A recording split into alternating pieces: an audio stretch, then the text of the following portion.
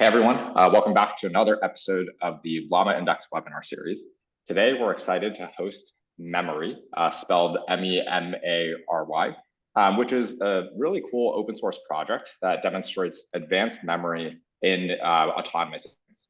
And so, usually when you have an agentic system built with LLMs, you want to be able to store state. And currently, storing state is to actually just store stuff in like a chat buffer. That's basically a rolling window over the conversation history. But memary proposes a much more interesting way of like being able to maintain longer term relationships between your entities. And it's powered by knowledge graphs. There's a lot of really cool stuff inside. And it's a more powerful module than the typical naive stuff that you see in memory implementations.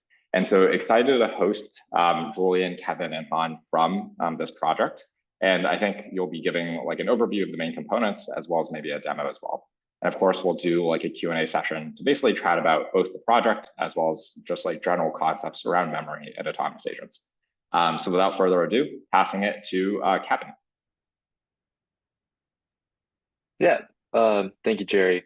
I think on behalf of me, Seyeong, and Julian, as well as like the entire community, we wanted to thank you and the LlamaIndex team. I think a lot of the stuff that we worked on at memary has been only possible through like obviously the community at LlamaIndex, exposure to like different tools, and like a lot of the stuff we built is on top of LlamaIndex, obviously.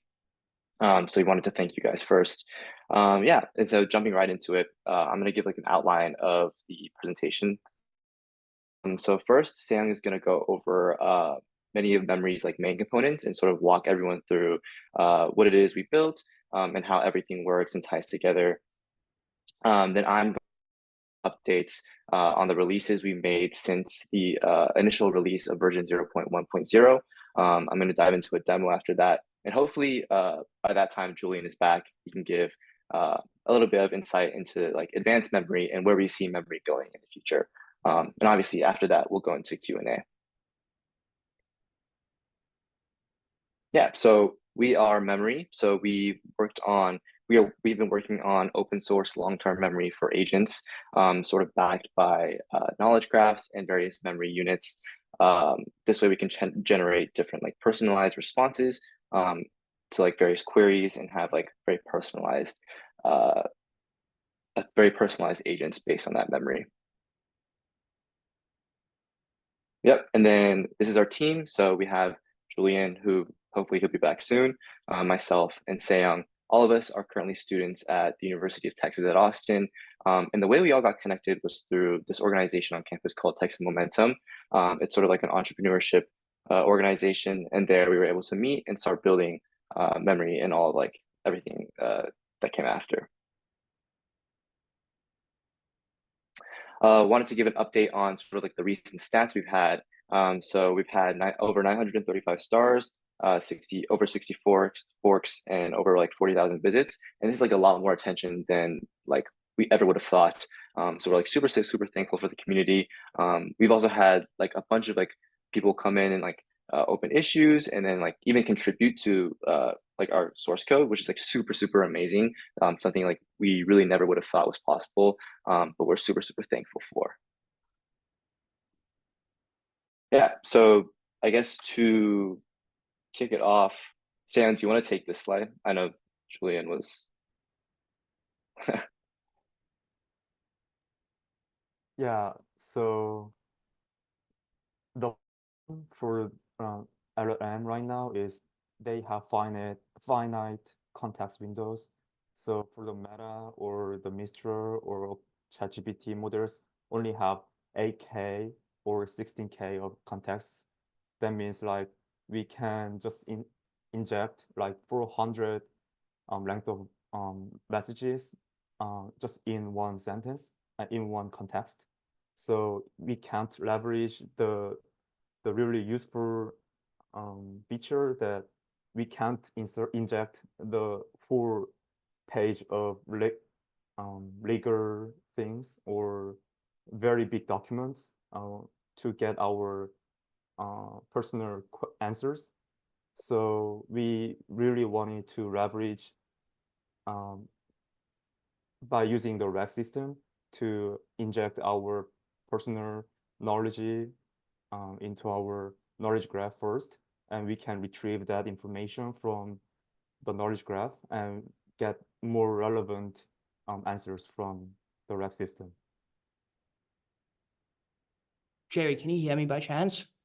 Oh yeah, we can hear you. Oh, okay. We're back. Sorry. I'm so sorry. Okay, I guess I'll just continue. This was my part. Sorry, guys. So yeah, as Seyeong mentioned, why we built memory was because while building agents, we were facing finite context windows. Much of the evolution of AI where we are right now, these models are capped at a finite context window. Models such as Llama 3, Gemma, Mistral have 8,000 tokens as a cap. And looking at an average of 20 tokens per sentence, you're looking at only passing around 400 messages into these models. So we're at a stage right now for not all the models, but for most, you're looking at not being able to pass in long legal contracts or even books. And that's why we looked to build memory. And we looked to build memory so that we could equip developers, so that developers could equip their agents with accessing these knowledge graphs, being able to infer users' knowledge through our customized memory modules, as well as be able to retrieve only relevant information so that you could have personalized responses. So with all of this, Seyeong is going to break down each component and walk through how this is possible. Sorry about that. Yeah, thanks for tossing me, Julian. So let's dig into our memory components. Running memory means creating my personal secretary by retrieving my previous knowledge from our memory modules. The key point of RAG is retrieving information outside of the pre-trained LLM model. ChatGPT knows about the general information, but doesn't know about what I did yesterday, right? So we are going to save our personal information into a knowledge graph using a React agent. So let's say I am at the Universal Studios in Hollywood right now, and I took a picture of the Hogwarts castle and asked, what is this and where am I? Then the LLM will understand this question and select which tools should be used for form this answer. In here, we are currently providing 4 different tools: a vision tool, either from Meta or OpenAI, a location tool using Google Maps, a search tool accessing our knowledge graph, and a web search tool with Perplexity, which is used if no information is found in the knowledge graph. In this scenario, the React agent will choose a vision and location tool to understand the queries. What is this? Where am I? And the answers are Hogwarts from the Harry Potter series, and you are at the Universal Studios in Hollywood. Finally, we all combine these answers and synthesize them to make the final React agent response. This is Hogwarts from the Harry Potter series located at the Universal Studios in Hollywood. Yeah, and personally, I wanted to mention that it was easy to implement this pipeline using LlamaIndex. They already integrated lots of tools and agents that we can easily utilize from their library. Next, please. Yeah, afterward, we disassemble these responses into entities and relationships and inject them into the knowledge graph. As you can see here, we are now injecting the Hollywood entity with the relationship located in with Universal Studios. Yeah. But this is not enough to infer my knowledge, right? We wanted to let my personal secretary know when I communicate with my knowledge graph. After injecting new information, we update our memory modules, the memory stream, and entity knowledge store. The memory stream reflects the breadth of user knowledge, and the entity knowledge store reflects the depth by saving the number of counts and radius timestamps. Now the system can understand how familiar I am with that concept so that the system can generate a more personalized response. Next. Yeah, then we select the most relevant entities, which is set at 20 right now, from our entity knowledge store, and feed them to make the final response with the previous agent response. I already inserted my personal information before, and since the knowledge graph can keep track of timestamps, the system can infer that I was previously at the studios, for instance, when I was in high school, Harry Potter, Orlando High School. Yeah, finally, our new context window includes the response from the React agent, most relevant entities from our memory modules, as well as the chat histories to understand the context of our conversation.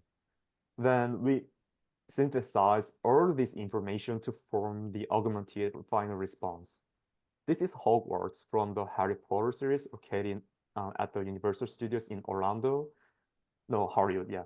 Harry Potter and Orlando High School. That was my previous experience. And I am in the US to study AI. That was my chat history. And by integrating all this information, we got the final answer. This is Hogwarts from the Harry Potter series. Based on what I know, you've read the books and visited Universal Studios when you were in high school, where you might have seen this exact scene. Welcome again, like this. Yeah, and finally, to not experience an overflow of tokens, we summarize our chat history once a threshold has been hit, and insert the summary as the first index in the new chat history as seen in the diagram. Thank you. Yeah, thanks, Sam, for that. So now I'm going to dive into some of the things that we've been working on since our initial release. So a couple of weeks ago, we were able to release version 0.1.1. So one of the main contributions here was our source code for both query decomposition and re-ranking. So with query decomposition, our main goal is to sort of be able to break down a more complex query into multiple subqueries that are more easily answerable. And this sort of ties hand in hand with re-ranking, which is basically the process of ensuring that each of these subquery answers are then able to tie directly back into the original query when those things are combined. So for that, we chose to go with the Colbert model.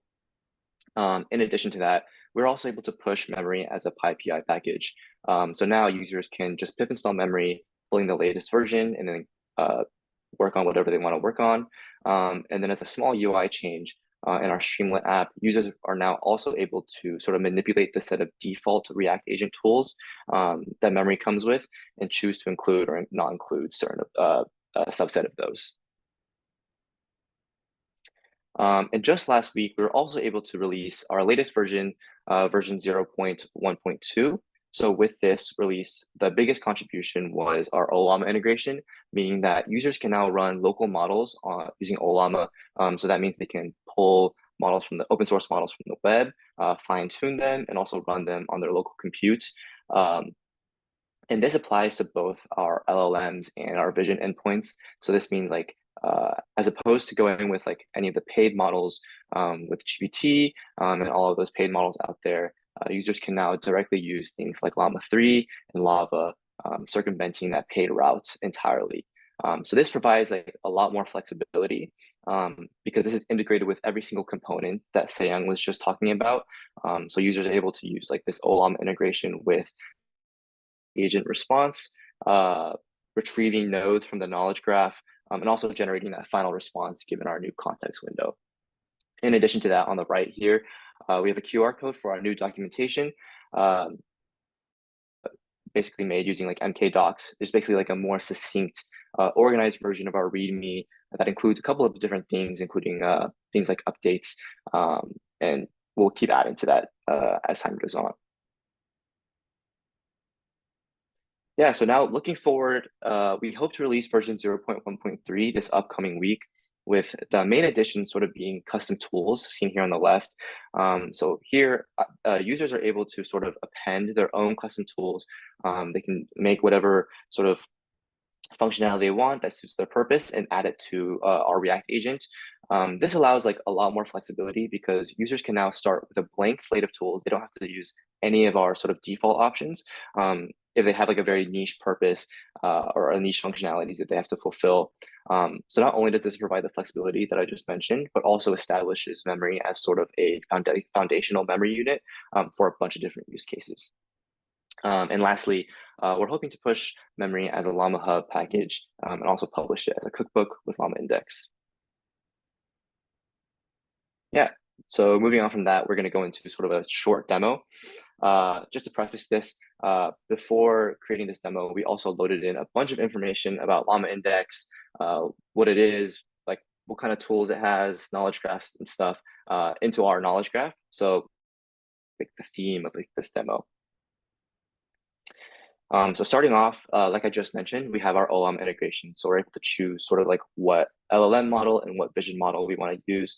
In this case, I'm going to go with GPT 3.5 Turbo and then use our open source Lava model for our vision endpoints. We also have a clear memory database for the clear knowledge graphs and stuff. But our first question is going to be, tell me about LlamaIndex. And so what it's doing here is, it's like Seyeong mentioned, it's hitting that React agent endpoint and getting the response using our tools. But since I've already put a bunch of LlamaIndex information into the knowledge graph, all it has to do is hit that knowledge graph and it's able to query and find this graph. So the root node here is actually LlamaIndex, and all of these children nodes are going to be used to generate our final response, which is seen right here.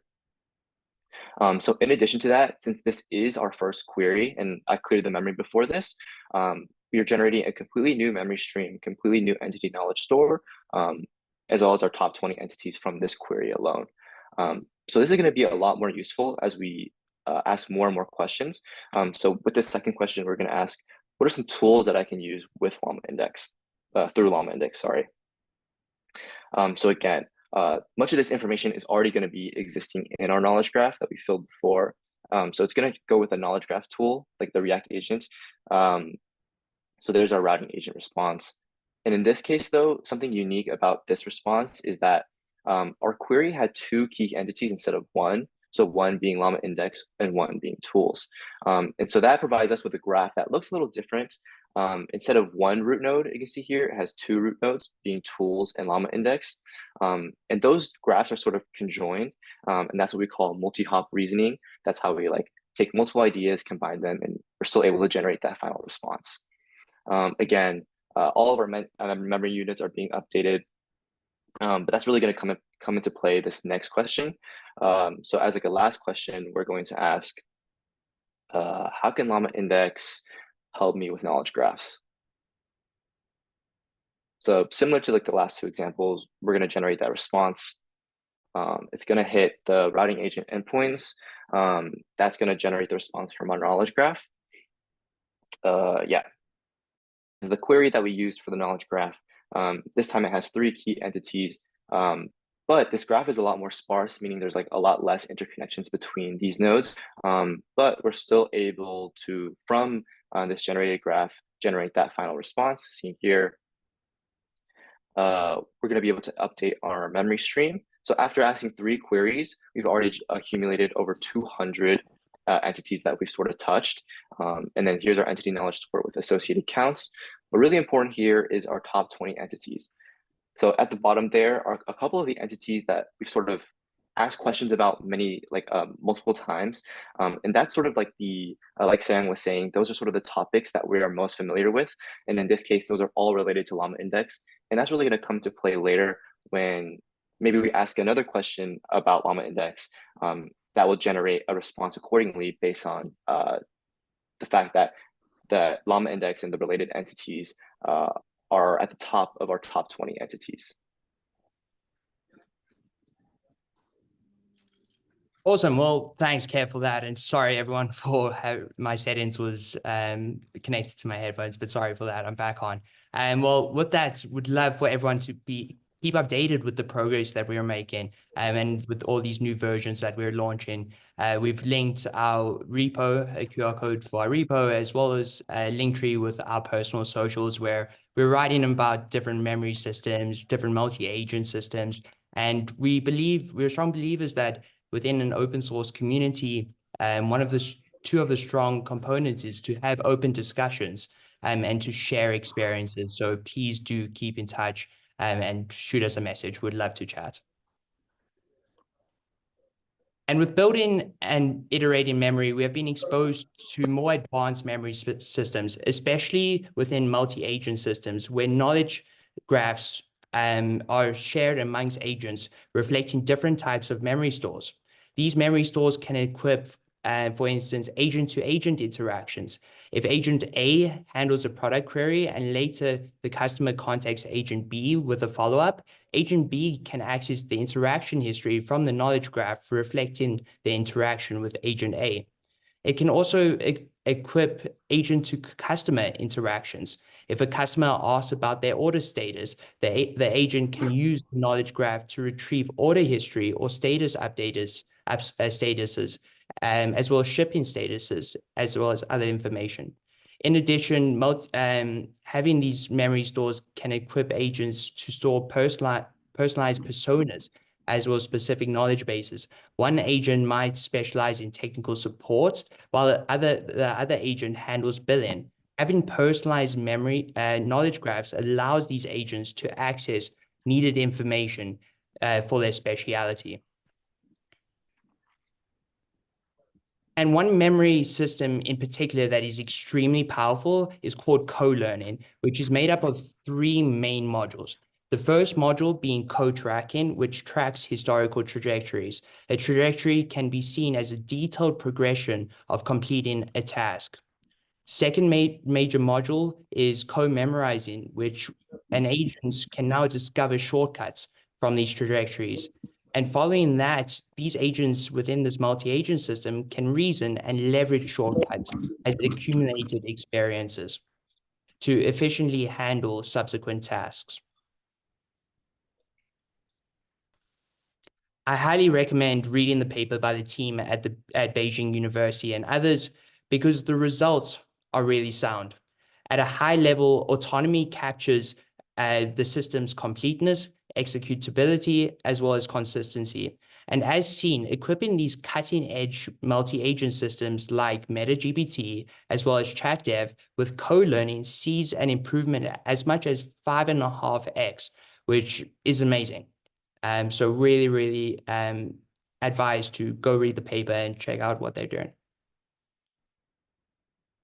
Yeah, well, with that, we would love to end there and really just answer a few questions and hear from the community and see what their thoughts are.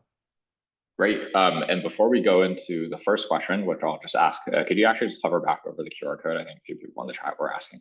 Yeah. Great. And we'll just keep it there for the next like 30 seconds.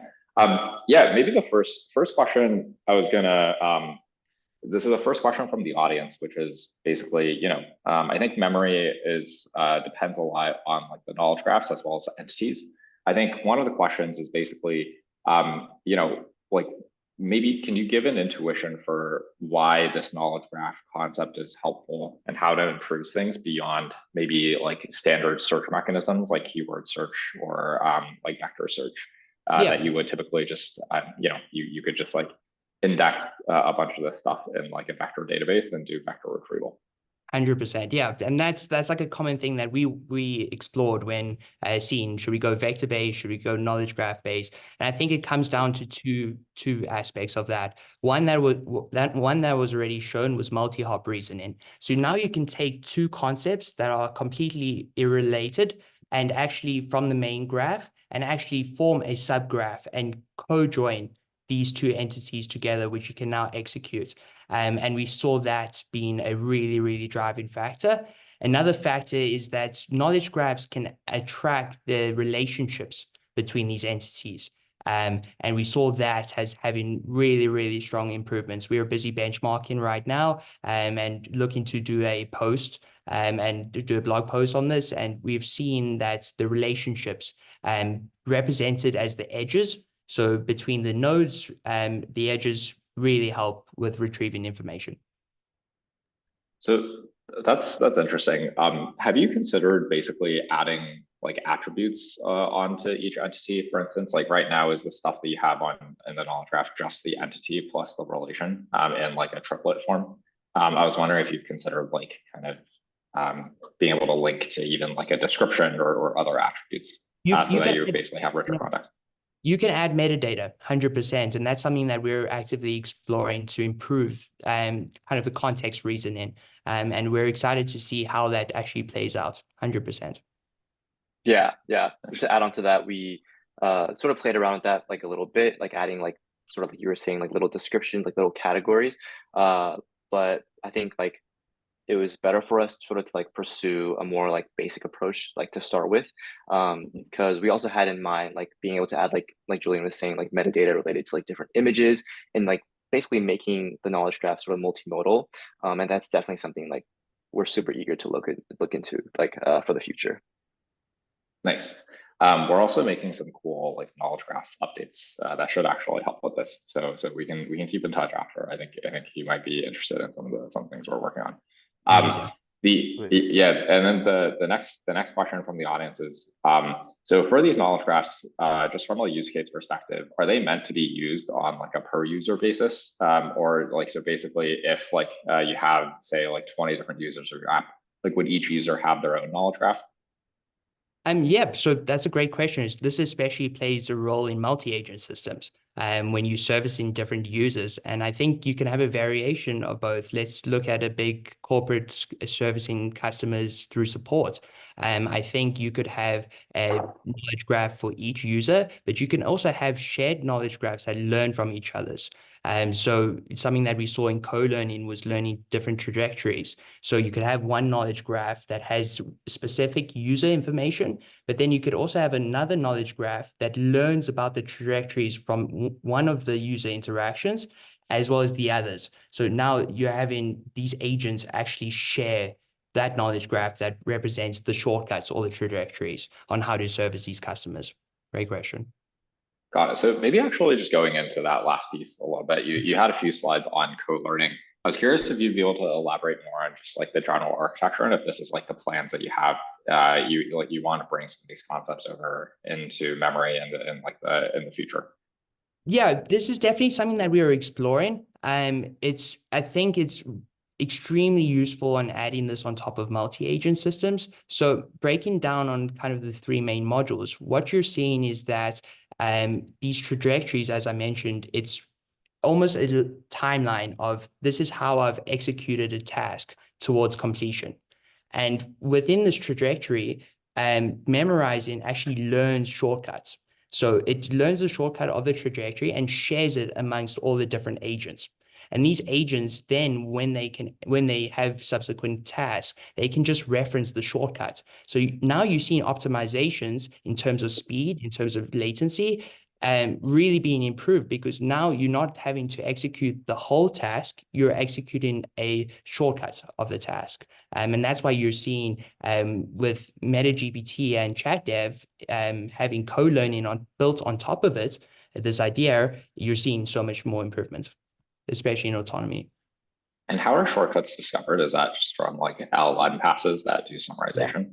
100%. So the LLM is actually reasoning over the trajectory, over how I've actually completed this task, and then it's almost summarizing in some way the key points. So if let's say the trajectory has 5 major points that it's learned and it's executed, it will store that. And that whenever I reference it, I just know that I need to execute those 5 major points.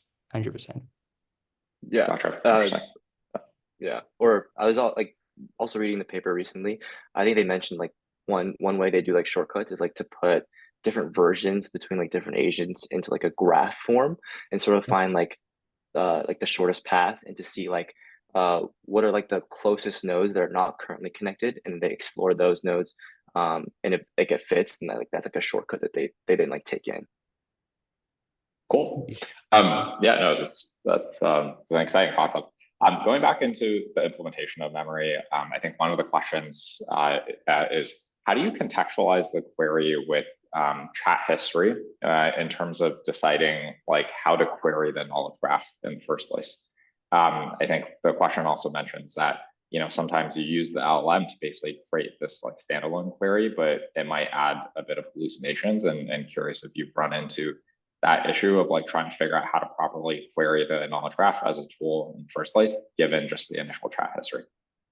So yeah, if we could break that down into, I think, two parts there. First is kind of breaking down the query. So we presented query decomposition, and we launched that in our second version that we released. And that focused on breaking. So if you're given a complex query, basically take those specific entities, the major entities that are mentioned in that query. We then use those entities to now form a subgraph. So you've got this main graph that would be very tough and long to execute over. And we now created a subgraph with that entity, the major entity in the query, being the root node of the subgraph. So now we can execute the whole graph with relevant information. In terms of chat history, we really wanted to see, and we saw improvements in terms of not only querying the knowledge graph, but keeping a rolling conversational chat history. But obviously with these finite context windows, we couldn't just have the chat history rolling. So we implemented a way much similar to MemGPT of how can we now summarize when a threshold's been hit, all these messages that the user's gone through, and insert that summary into the first index. So it's almost as if you've got all these messages, you hit a threshold, summarize it, now put the summary in the first index, keep all these messages, threshold, summary, and that process is repeated so that we can fit a rolling conversational history into a finite context window. Oh, interesting. So you actually do some like automatic summarization of the chat history. 100%. Yeah. This is one of my questions, which I think we might have chatted about offline, but I'm kind of curious to hear your thoughts. Like, how do you decide like what things to basically automatically put into the context window versus use as a tool? So for instance, like you have a set of tools, which is like a knowledge graph tool, and you have some other tools too, like web search, vision. And the knowledge graph tool specifically, like the agent needs to decide how to to query this to actually get back a response. But at the same time, you also have things that by default are just inserted into the context window. So for instance, like the chat history, most relevant entities. I'm curious how you think about like the architecture decision there. Yeah, great point. I think looking at what we've manually wanted to put in there was obviously if we had to query from the knowledge graph, pull that information in there, as well as start with an agent response. So we've got an agent response that's not familiar to the user. The user might not be familiar with the concepts within the agent response. And we saw this idea of if you go and interact with the model, it's not going to be personalized in the sense that if you know a concept, it will still explain it. We wanted to see how could we within the context window create this personalized experience that if you know a concept and our memory modules pick up that you're very familiar with that entity or that you've seen that entity recently and it has a high count, don't explain that entity. So within the system persona of memory, as it runs, we've included there, and everyone can go see that on the repo. In terms of what automatically comes in, we wanted to say, okay, we've gotten the specific information from the knowledge graph, and as well as the user's breadth and depth of knowledge, but let's try now keep everything in a summarized sense and try keep that always in the system, because the system might learn over time what the user's not only familiar with at that certain point, but almost the progression of the user's knowledge. So we try to see how could we add those two components in there. Yeah, or just to add on really quick, kind of related. I think the way we're getting like the most relevant entities right now is we're just taking, for us is like we're taking the top 20 entities in terms of count. But in terms of like improving the architecture, I think it'd be like really, really cool if we sort of like based on the topic that the user is asking about, we get the most relevant entities related to that topic. So now instead of like a global sort of taking like the highest counts in a global context, it's a more localized context that's more applicable to like certain like various topics, if that makes sense. Yeah, for sure. That makes a lot of sense. One of the questions here is how do you, well, this might relate to like future improvements too, but how do you manage like knowledge graph management and pruning? Especially since, you had a very beautiful knowledge graph when you did the demo, and there's this like big thing with a lot of entities. As you keep adding things to it, it might just explode into kind of some general, it would probably just become more chaotic and messy over time. I'm curious if you've thought about that as like a challenge. Well, we haven't faced too much of a challenge there, as we've seen so far, but we've kind of taken the point that we create the subgraph to overcome that issue.